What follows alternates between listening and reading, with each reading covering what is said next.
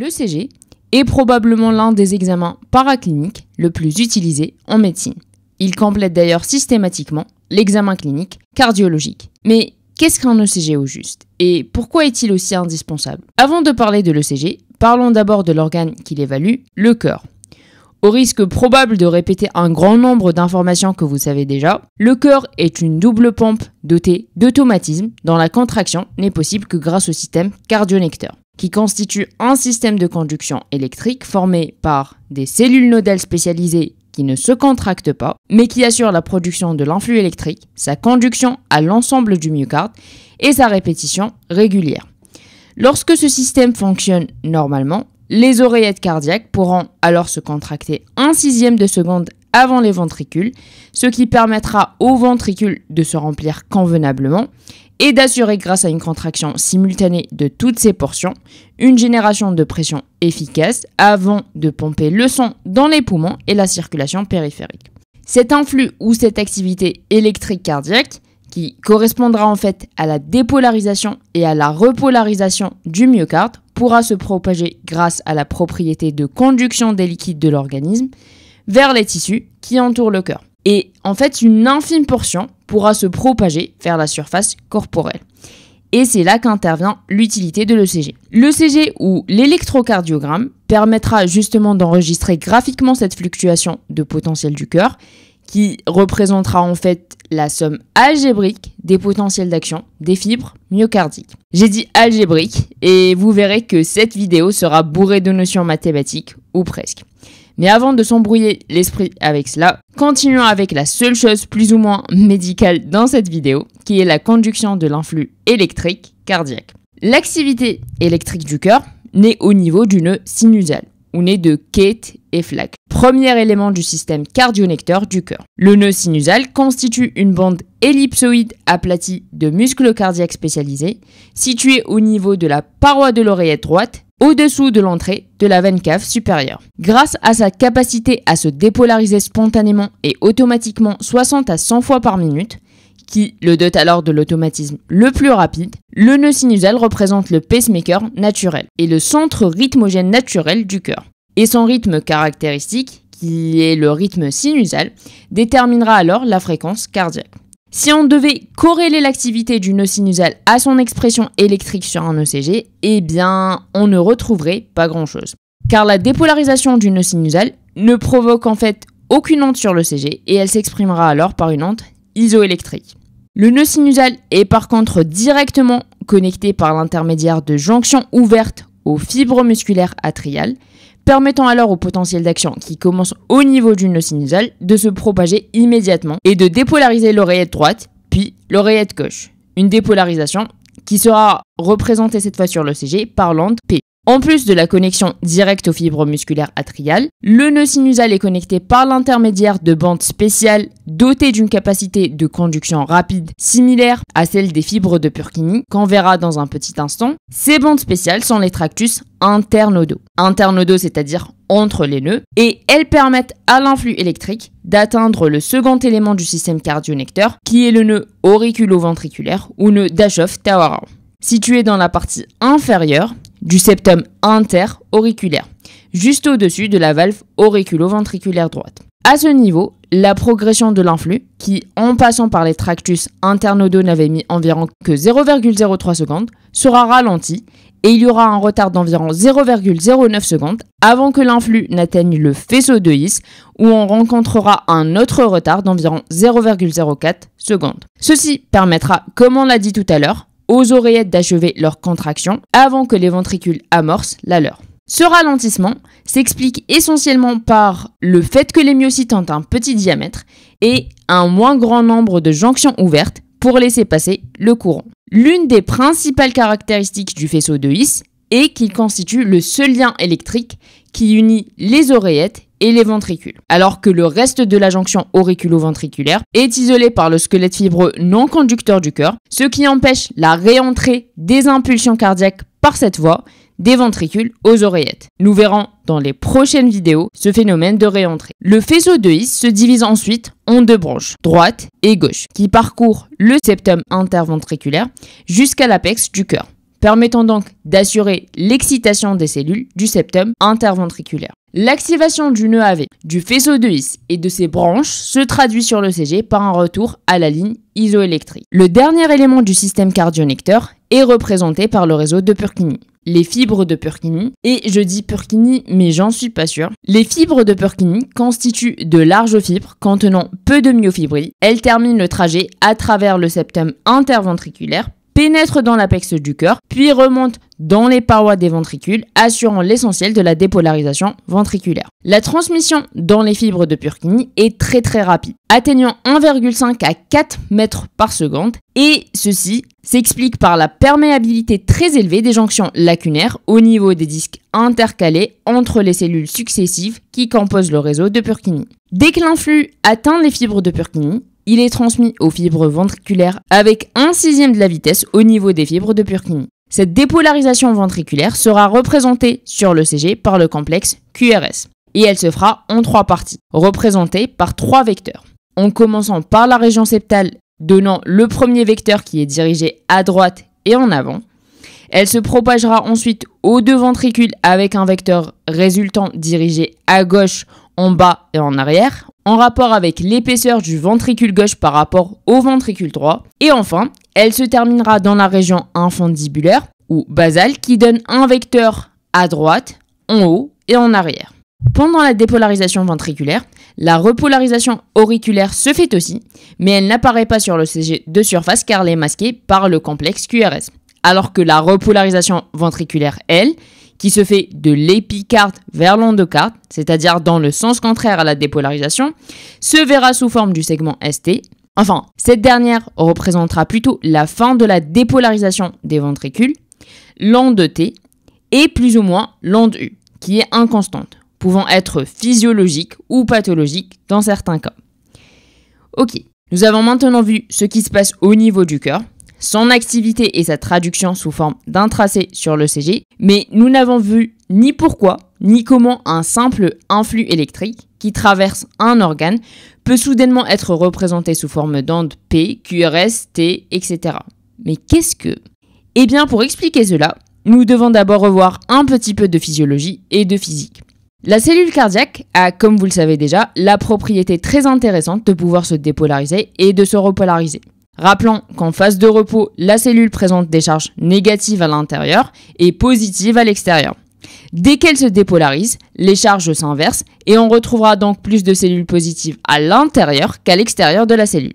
La repolarisation permettra ensuite de revenir vers l'état de repos, c'est-à-dire négative à l'intérieur et positive à l'extérieur. Supposons maintenant que cette dépolarisation se déplace de gauche vers la droite et que l'on veuille la mesurer grâce à des électrodes reliées à un appareil d'ECG. L'électrode négative est reliée à la partie gauche de la fibre musculaire qui est dépolarisée et qui est donc surtout négativement chargée, alors que l'électrode positive est reliée à la partie droite qui est au repos et donc positivement chargée. On pourrait considérer ceci comme étant un dipôle, dont le vecteur est dirigé vers la partie positivement chargée de la fibre. La représentation sur l'ECG de cette onde positive de dépolarisation des cellules cardiaques qui progresse vers une électrode positive, et plus précisément de la différence de charge entre les 2 pôles de la fibre, sera sous forme d'une déflexion positive. Plus le dipôle est grand, plus le vecteur, et donc la déflexion positive, le sera aussi. Lorsque toute la fibre musculaire se dépolarise et qu'il n'y a alors plus de différence de charge, l'ECG n'affichera rien d'autre qu'une ligne droite. Dès lors que la repolarisation commence, l'électrode négative qui est au niveau de la partie gauche de la fibre détectera des charges positives. Au contraire, la partie droite qui est encore dépolarisée fera face à l'électrode positive. Le dipôle aura dans ce cas un vecteur dans la direction fuit l'électrode positive de l'ECG, parce que rappelons que le vecteur d'un dipôle pointe de la charge négative vers la charge positive de la fibre. On retrouvera donc une déflexion négative qui dépend toujours de la taille du dipôle. Et enfin, lorsque la repolarisation aura terminé, nous retrouverons de nouveau une ligne droite puisqu'il n'y a plus de différence de charge. Tout ceci est une représentation assez simpliste de ce qui se passe vraiment, puisque les ondes de dépolarisation ne vont pas vraiment de gauche à droite, et il y aura en fait plutôt une prise en compte de la composante vectorielle qui se dirige vers l'électrode. Par exemple, Si l'on a un vecteur qui va vers le bas avec un certain angle, eh bien on décomposera le vecteur en deux parties, l'une perpendiculaire aux électrodes dont on ne prendra pas vraiment compte parce qu'elle n'aura aucune traduction graphique, et l'autre parallèle aux électrodes, et c'est celle-ci qui sera représentée sous forme de déflexion positive ou négative, dont la taille dépend de la taille du vecteur. Maintenant que nous avons vu tout cela, tout ce qui suit sera un peu plus facile à comprendre. Comme nous l'avons déjà précisé, l'activité électrique cardiaque est recueillie à la surface du corps par des électrodes au nombre de 10 pour les appareils usuels, reliés à un appareil électronique qui enregistre cette activité sous forme d'un tracé sur papier millimétré. Ces électrodes sont reliées à différents points du corps, bras, jambes et thorax, permettant alors d'étudier l'activité électrique cardiaque selon différents plans appelés dérivations ECG. Chaque ECG comporte généralement 12 dérivations systématiques, 6 périphériques et 6 précordiales. Commençons par les dérivations périphériques. Les dérivations périphériques qui explorent le cœur sur un plan frontal enregistrent les variations du potentiel électrique entre deux électrodes placées au poignet et deux électrodes aux chevilles. Chaque électrode a une couleur précise de sorte à ce que nous puissions utiliser un moyen mnémotechnique assez utile pour les placer lors de la mesure en pratique. Rien ne va jamais. Et ça sera donc l'électrode rouge au poignet droit, la noire à la cheville droite, et il faudra savoir que cette électrode est en fait neutre, la verte au niveau de la cheville gauche et la jaune au niveau du poignet gauche. Rien ne va jamais. Les dérivations périphériques peuvent être à leur tour divisées en dérivations bipolaires au nombre de 3 et dérivations unipolaires au nombre de 3 aussi. Les dérivations bipolaires ou dérivations standards sont formées par une paire d'électrodes dont l'une est positive et l'autre est négative, d'où le fait qu'on les appelle bipolaires. La dérivation D1 va du bras droit négatif au bras gauche positif. Le D2 va du bras droit négatif à la jambe gauche positive et le D3 va du bras gauche négatif à la jambe gauche positive. Je voudrais ajouter deux remarques ici. Les électrodes cutanées dans l'électrocardiographie peuvent être tantôt positives, tantôt négatives, en fonction de la dérivation que l'appareil enregistre. Ainsi, vous avez peut-être remarqué que l'électrode du bras gauche est positive dans le D1, alors qu'elle est négative dans le D2. La seconde remarque est en fait la réitération du fait que l'électrode de la cheville droite est neutre. Mais pourquoi ? En fait, ceci permet tout simplement de stabiliser le tracé. Les trois dérivations décrivent un triangle équilatéral, dit triangle d'Einthoven.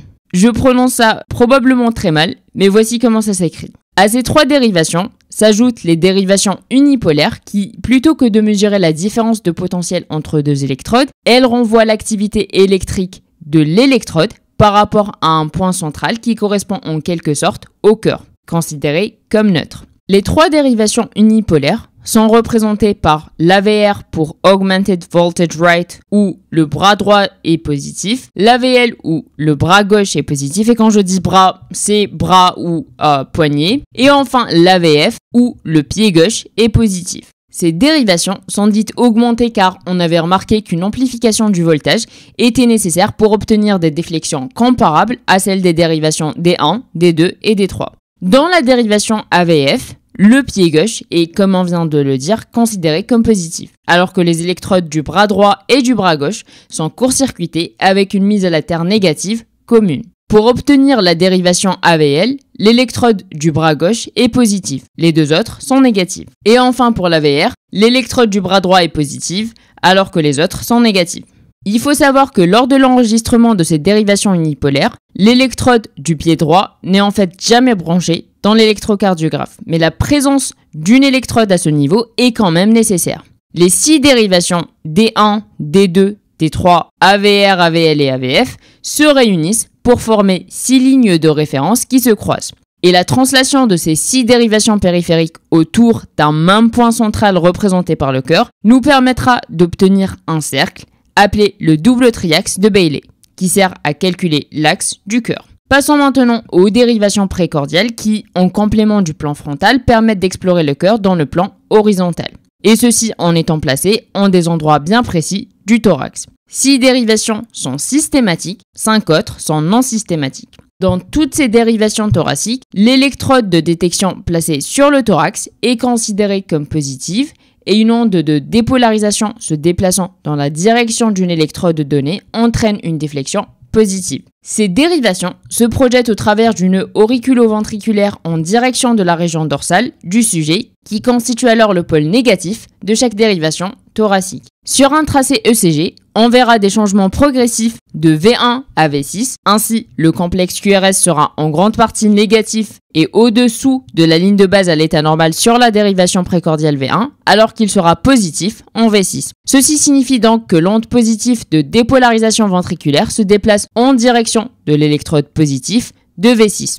Chacune des dérivations précordiales analyse un territoire ventriculaire particulier. Ainsi, les dérivations V3R, V4R et VE ont pour territoire le ventricule droit. Les V1, V2 et V3 sont responsables de la paroi antéroseptale du ventricule gauche. La V4, la pointe du ventricule gauche. Les V5 et V6, la paroi latérale basse du ventricule gauche. D1 et AVL, la paroi latérale haute du ventricule gauche. D2, D3 et AVF, la paroi inférieure du ventricule gauche. Et enfin, les dérivations V7, V8 et V9 ont pour territoire la paroi basale du ventricule gauche. Depuis le début de cette vidéo, nous parlons de ce tracé ECG si important, si informatif, si magique.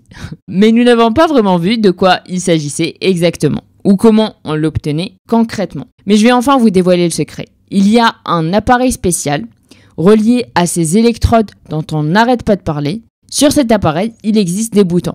Et si on s'amusait à appuyer sur un certain gros bouton appelé print, eh bien on obtient ce fameux ECG sur une sorte de papier millimétré dont les plus petites divisions ont 1 mm de long et 1 mm de haut et sur lequel entre chaque deux traits gras se trouvent 5 petits carreaux. En fait, pas plus millimétré que le papier que vous utilisez en maths. Mais en fait, ce n'est pas tout.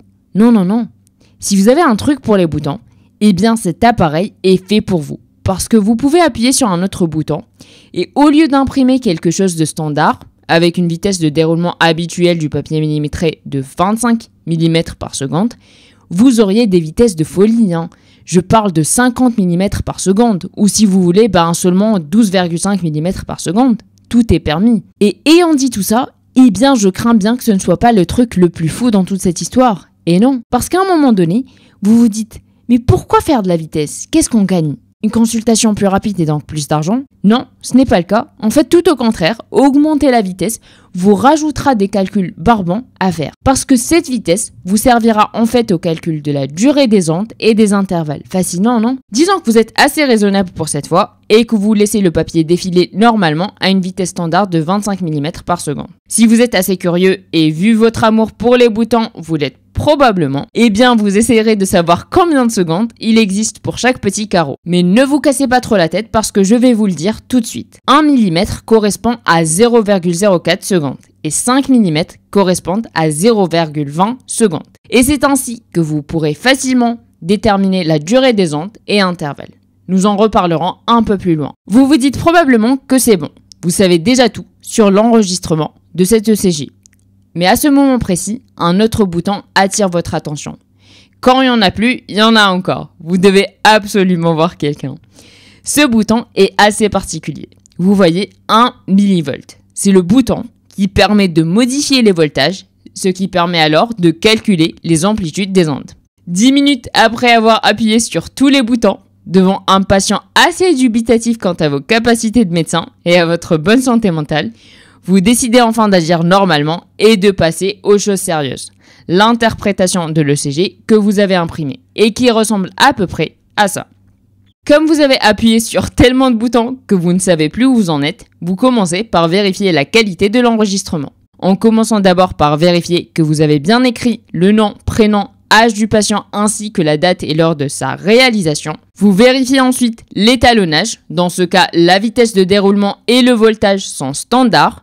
Vous n'aurez donc pas à diviser ou multiplier par exemple les amplitudes enregistrées pour obtenir les amplitudes réelles. Vous vérifiez la stabilité de la ligne de base et l'absence de parasites, l'existence d'au moins 6 dérivations frontales et 6 dérivations précordiales de bonne qualité, c'est-à-dire avec une longueur suffisante, pas d'ondulation de la ligne isoélectrique et absence de parasitage. Et enfin, l'absence d'inversion des électrodes au niveau des poignets en vous assurant que l'onde P est positif en D1 et l'ensemble de l'onde P, le complexe QRS et l'onde T sont négatifs en AVR. Vous vous félicitez et vous vous donnez une petite tape dans le dos. Malgré tout ce que vous avez touché, la qualité de votre ECG est impeccable. Vous passez donc à la deuxième étape de l'interprétation et qui consiste à identifier le rythme et la fréquence. Vous qui n'avez d'yeux que pour un rythme sinusal parfait, qui indique qu'il y a une excitation de la totalité du cœur, oreillette d'abord, ventricule par la suite, en passant par le nœud atrioventriculaire, vous ciblez vos yeux sur les différents éléments de l'ECG pour vérifier qu'ils remplissent bien les critères d'un rythme sinusal normal. Vous prenez le premier et second critère et vous commencez à stresser. Est-ce que chaque complexe QRS est précédé par une onde P? Est-ce que chaque onde P est suivie d'un complexe QRS? Vous parcourez rapidement votre ECG et bingo, tout va bien jusqu'ici. Vous passez aux autres critères. Est-ce que l'onde P est positive en D1, D2 et AVF est négative en AVR et d'aspect régulier? Est-ce que l'intervalle PR est constant? Vous vérifiez rapidement tout ça et effectivement, tout est nickel. Mais au fait, pourquoi l'onde P est positive en D2? Et en quoi est-ce que ça signe que le rythme est sinusal? Eh bien, quand le rythme est sinusal, la direction de la dépolarisation des oreillettes se fait de haut en bas, vu que le nœud sinusal siège sur le toit de l'oreillette droite. Cette direction étant la même que la dérivation D2, l'onde P aura donc l'aspect positif en D2. Si elle est négative dans cette dérivation, le rythme auriculaire est bas. C'est le rythme du sinus coronaire. Et la dépolarisation des oreillettes se fera de bas en haut à partir d'un foyer automatique ectopique situé à la partie inférieure de l'oreillette droite, fuyant donc la dérivation D2. Le rythme est donc bien sinusal et vous pensez, non seulement je suis exceptionnel, mais mon patient est aussi exceptionnel. Mais n'exagérons rien, vous avez encore un bon nombre d'étapes à vérifier, notamment la régularité du rythme. Un rythme est régulier si la différence entre deux intervalles RR, le plus long et le plus court, est inférieure à 0,12 secondes. En comparant les différentes distances sur votre ECG, vous trouvez que le rythme est effectivement régulier. Et identifier d'abord la nature du rythme avant de déterminer la fréquence cardiaque est nécessaire, parce que la méthode de calcul de la fréquence cardiaque diffère selon que le rythme soit régulier ou pas. Si le rythme est régulier, vous pourrez calculer la fréquence soit en mémorisant les valeurs correspondantes à chaque grand carreau ou en divisant 300 par le nombre de grands carreaux séparant deux ondes R. Dans le cas où il est difficile de distinguer chaque carreau entre deux ondes R, on pourra soit utiliser un intervalle ou, pour plus de précision, on pourrait diviser 1500 par le nombre de petits carreaux séparant deux ondes R. Et enfin, toujours si le rythme est régulier, on pourrait calculer le nombre de petits carreaux séparant deux ondes R, le multiplier par 0,04 secondes, puis diviser 60 par le chiffre qu'on retrouve, et on obtiendra alors la fréquence cardiaque. Si par contre le rythme est irrégulier, la méthode consiste à calculer le nombre de QRS présents en 6 secondes, ou 30 grands carreaux, et le multiplier par 10. Si on venait à utiliser par exemple la quatrième méthode sur sur votre ECG, eh bien on retrouverait une fréquence de 1500 sur 23 carreaux, ce qui équivaut environ à 65 battements par minute. Bien, tout est en ordre, vous passez à l'étape suivante, l'analyse de l'onde P. Sa durée qui doit être entre 0,08 et 0,10 ou du moins inférieure à 0,12 secondes. Son amplitude qui doit être inférieure à 2,5 mm en D2 ou inférieur à 3 petits carreaux et inférieur à 2 mm en V1. Son axe qui doit être entre 0 et 80 et on verra tout à l'heure avec le complexe QRS comment calculer l'axe. Et son aspect qui doit être positif et arrondi ou bifide en D2 en rapport avec le fait que la première positivité corresponde à la dépolarisation de l'oreillette droite et la deuxième positivité à la dépolarisation de l'oreillette gauche avec une amplitude en D2 supérieure à l'amplitude en D1 et D3. Toujours négative en AVR et toujours positive en V5, V6 et positive, négative ou diphasique en V1, V2. Dans le cas où elle est diphasique, la positivité correspond à la dépolarisation de l'oreillette droite et la négativité à la dépolarisation de l'oreillette gauche. Vous passez ensuite à l'analyse de l'intervalle PR qui doit être entre 0,12 et 0,20 secondes pour attester d'une bonne conduction auriculo-ventriculaire. Vient alors la partie que vous détestez le plus et qui constitue en réalité la partie la plus importante de votre interprétation, le complexe QRS. C'est vrai, d'abord, il a une nomenclature assez spéciale. Si la déflexion est supérieure à 5 mm, on emploie une lettre majuscule, alors que si elle est inférieure à 5 mm, on emploie une lettre minuscule. En présence de plusieurs ondes positives ou négatives, on parlera à partir de la deuxième déflexion respectivement de R' et R2', ou de S' et de S2'. Bon, vous en faites peut-être toute une histoire pour rien, mais pourquoi alors, lorsqu'un complexe est exclusivement négatif, on appelle cela aspect QS? Qui en a décidé ainsi et pourquoi? Vous vous réjouissez en tout cas de l'absence de ces amphigories sur le CG de votre patient.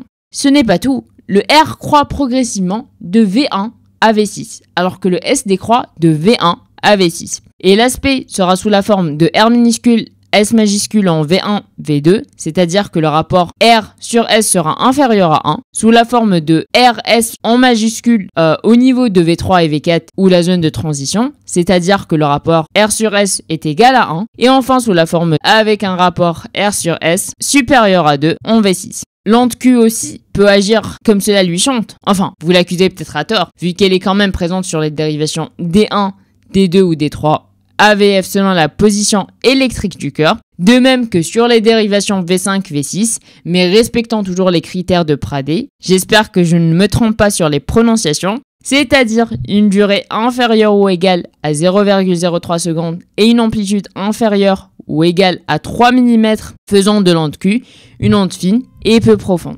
Vous omettez un peu d'analyser tout ça sur votre CG parce que vous vous dites que ce n'est probablement pas aussi important que cela, et vous avez peut-être raison. Bref, vous passez à l'analyse de la durée de ce complexe, QRS. D'abord, la durée totale qui doit être entre 0,06 secondes et 0,08 ou du moins inférieure à 0,10. Au-delà de 0,10 et jusqu'à 0,12, on parlera de QRS légèrement allongé. Peu importe, sur votre CG, vous trouverez 0,08 secondes. Puis, les déflexions intrinsècoïdes qui renseignent sur le temps de conduction ventriculaire gauche ou droit, d'où leur intérêt dans les blocs de bronches. La déflexion intrinsècoïde droite représentera le délai entre le début du complexe QRS et le sommet de la dernière positivité en V1 qui doit être inférieur ou égal à 0,03 secondes, et elle nous renseignera donc sur la durée de dépolarisation du ventricule droit. Et la déflexion intrinsècoïde gauche représentera le délai entre le début du complexe QRS et le sommet de la dernière positivité en V6, qui doit être inférieur ou égal à 0,05 secondes. Et celle-ci nous renseignera donc sur la durée de dépolarisation du ventricule gauche. Les déflexions intrinsècoïdes droite et gauche sur votre ECG sont respectivement d'environ 0,02 secondes et d'environ 0,04 secondes. Super, encore une fois. Vous passez à l'analyse de l'axe des QRS. L'axe des QRS n'est rien d'autre qu'une projection sur le plan frontal du vecteur principal des QRS en n'utilisant donc que les dérivations périphériques. Il existe plusieurs méthodes de calcul de cet axe, mais la principale et celle que vous préférez le plus en fait est celle-ci. Vous commencez par schématiser le double triaxe de Bailey, vous choisissez la dérivation où l'axe QRS est le plus positif et le plus ample, sachant que l'axe du cœur est aux alentours de cette dérivation. Sur votre CG, enfin celui de votre patient, le QRS est le plus ample au niveau de la dérivation D2. Vous passez ensuite à la dérivation perpendiculaire à la première dérivation choisie, c'est-à-dire AVL pour le D2, et vous analysez l'aspect du QRS à ce niveau. S'il est à prédominance positive, l'axe du cœur est situé à l'intérieur de l'angle formé par ces deux dérivations. S'il est à prédominance négative, l'axe du cœur est situé en dehors de cet angle. Et enfin, s'il est isodiphasique, l'axe du cœur est superposable à la première dérivation choisie. Vous regardez donc bien le QRS sur AVL et tout ce que vous trouvez, c'est cela. Comment savoir si c'est à prédominance positive ou négative? Eh bien, vous additionnez tout simplement les différentes ondes positives et négatives. Ici, vous verrez qu'en additionnant tout ça, on retrouve au final une toute petite onde positive. Donc, l'axe du cœur est situé à l'intérieur de l'angle formé par les D2 et AVL. Avoisinons le D2, donc on dira aux environs de 50 à 55 degrés. Ce qui est normal, en sachant que si l'axe est entre moins 30 et plus 90, il est normal. Et il faut savoir que l'axe est normalement à gauche en raison de la dominance du ventricule gauche où la somme des vecteurs sera supérieure à celle du ventricule droit. S'il est entre moins 30 et moins 90, il est dévié vers la gauche. S'il est entre plus 90 et plus ou moins 180, il est dévié vers la droite et ceci peut par exemple s'expliquer dans le cadre d'une hypertrophie ventriculaire droite. Et enfin, s'il est entre 180 et moins 90, l'axe est hyper droit. Mais honnêtement, pourquoi faire tout cela si vous pouvez être plus rapide et connaître l'orientation de l'axe rien qu'en analysant deux dérivations qui sont D1 et D2? Pourquoi celle-ci particulièrement? Eh bien tout simplement parce qu'elle rentre dans le champ de la normalité. Certains autres utilisent plutôt le D1 et la VF par exemple. Mais ne vous posez pas trop de questions, vous préférez le D1 et le D2. Et puis c'est tout. Si le QRS est positif en D1 et en D2, on éliminera toute la partie négative de D1 et celle de D2, qui vient après la VL. Et on verra, comme dans le CG de votre patient, que l'axe est situé entre moins 30 et plus 90, c'est-à-dire dans la norme. Si par contre le QRS est positif en D1 et négatif en D2, on éliminera la partie négative de D1 et toute la partie positive de D2. Et l'axe est dévié à gauche entre moins 30 et moins 90.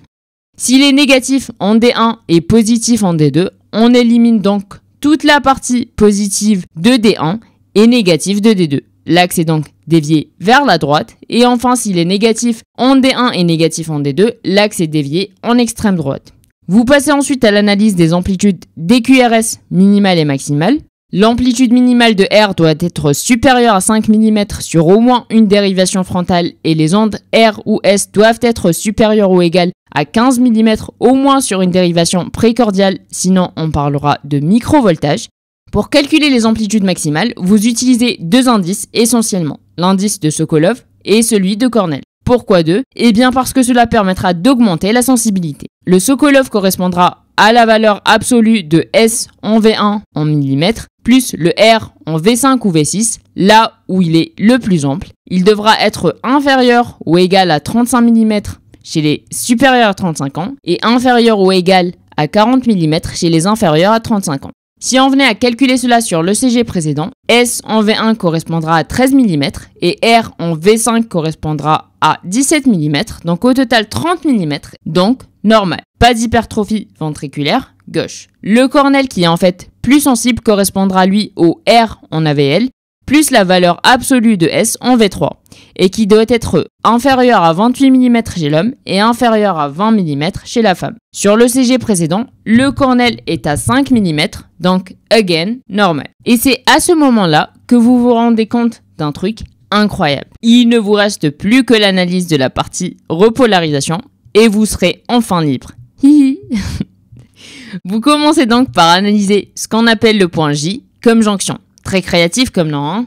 Le point J correspond en fait à la jonction entre la fente du QRS et la ligne isoélectrique du segment ST. Le segment ST situé entre le point J et l'anté est normalement isoélectrique sur la ligne de base. Dans les cas pathologiques, on pourrait trouver un sus ou un sous-décalage. Et pour parler de sus ou de sous-décalage, il faut absolument que le point J soit décalé. Mais la quantification des sus et des sous-décalages se fait à 0,08 secondes, c'est-à-dire 2 carreaux après le point J. Un sus-décalage peut être concave vers le haut ou convexe, englobant l'onde T, constituant l'onde de part D. Un sous-décalage peut être, lui, descendant, horizontal ou ascendant, voire en cupule dans le cas des digitaliques. En confirmant que le point J et le segment ST sont bien normaux sur le CG, vous passez à l'analyse de l'onde T. D'abord son amplitude qui doit être entre 1/6 et 2/3 de l'onde R qui la précède, l'axe qui doit être entre moins 10 et plus 70 degrés et la différence entre l'axe de QRS et celui de l'onde T ne doit pas dépasser 90, l'aspect qui est normalement positif et asymétrique avec une partie ascendante lente et une partie descendante rapide,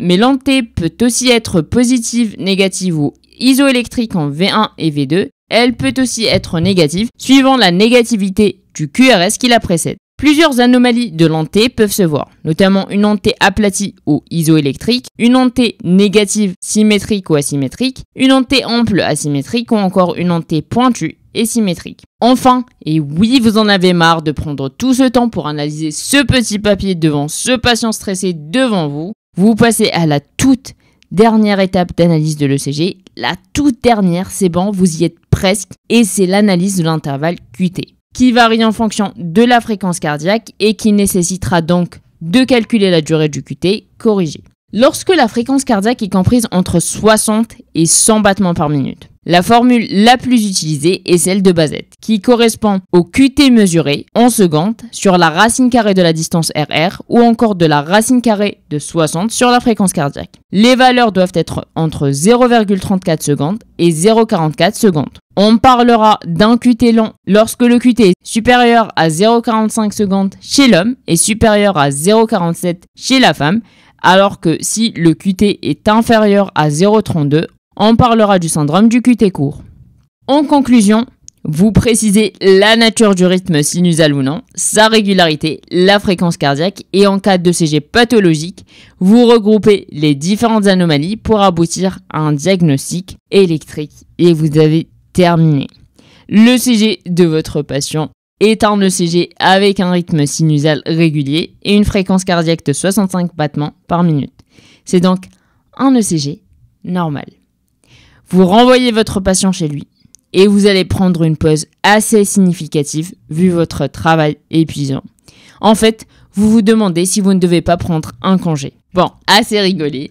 La question qui se pose est est-ce que vous devez passer par toutes ces étapes pour interpréter un ECG? Ou est-ce qu'il y a un moyen un peu plus rapide pour le faire lors d'un examen? Eh bien, pas forcément non. Vous pouvez faire plus rapide.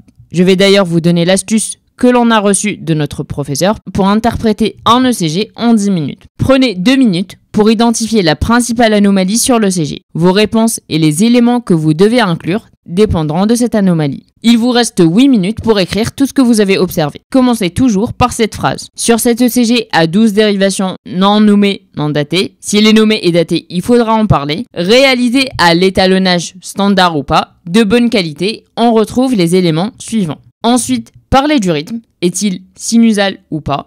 Est-il régulier ou pas? Quelle est la fréquence cardiaque? Vérifiez les ondes P présentent-elles une anomalie? Si oui, décrivez-la. Y a-t-il une hypertrophie auriculaire ou non? Sinon, indiquez auriculogramme normal. Puis, passez à la conduction auriculo-ventriculaire. Est-ce que la conduction vous semble normale? Est-ce que vous trouvez un PR allongé, raccourci ou une toute autre anomalie? Sinon, écrivez conduction auriculo-ventriculaire normale. Ensuite, vous devez passer à l'interprétation du QRS. Pour cela, vérifiez tous les éléments du moyen mnémotechnique ADAM. A pour axe et pour être rapide, utilisez seulement le D1 et le D2. La durée est-il fin ou large? Amplitude. S'il vous semble ample, calculez les indices de Sokolov et de Cornell, sinon ne perdez pas votre temps à les calculer. On ne les calcule généralement que lors d'une hypertrophie ventriculaire gauche. Et enfin, pour la morphologie, décrivez la morphologie du QRS en V1, V2 et identifiez la situation de la zone de transition. Enfin, parlez de la repolarisation, c'est-à-dire le segment ST et l'anté. Généralement, on ne calcule pas l'OQT corrigé. Et enfin, n'oubliez jamais la conclusion, mentionnez le rythme, s'il est régulier ou pas,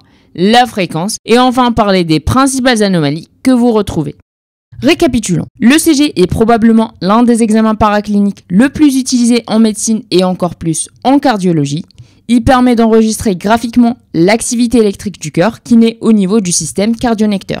Le système cardionnecteur se compose du nœud sinusal connecté directement aux fibres musculaires atriales, mais aussi au tractus internodaux. Ces derniers permettent à l'influx électrique d'atteindre le nœud auriculo-ventriculaire, puis le faisceau de His, ses deux branches, le réseau de Purkinje et enfin à l'ensemble des ventricules du cœur. Lorsque le vecteur d'une dépolarisation cardiaque se dirige vers une électrode positive, on retrouve une onde positive sur l'ECG, dont la hauteur dépend de la taille du dipôle et de son vecteur. Et lorsque le vecteur fuit l'électrode positive, on retrouvera une onde négative. Pour pouvoir voir tout cela sur l'ECG que l'on obtient en pratique, eh bien, des électrodes reliées à un appareil sont placées sur des endroits bien précis du thorax pour les dérivations précordiales ou au niveau des membres pour les dérivations périphériques, formant au total les 12 dérivations systématiques. L'interprétation d'un ECG passe par plusieurs étapes, mais connaître les 10 étapes d'interprétation de l'ECG en 10 minutes pourra vous être très utile lors d'un examen. Voilà, c'est tout pour aujourd'hui. J'espère que la vidéo vous a plu. Si vous avez des questions, n'hésitez pas à les mettre en commentaire ou à me les envoyer sur les réseaux sociaux. Et à la semaine prochaine.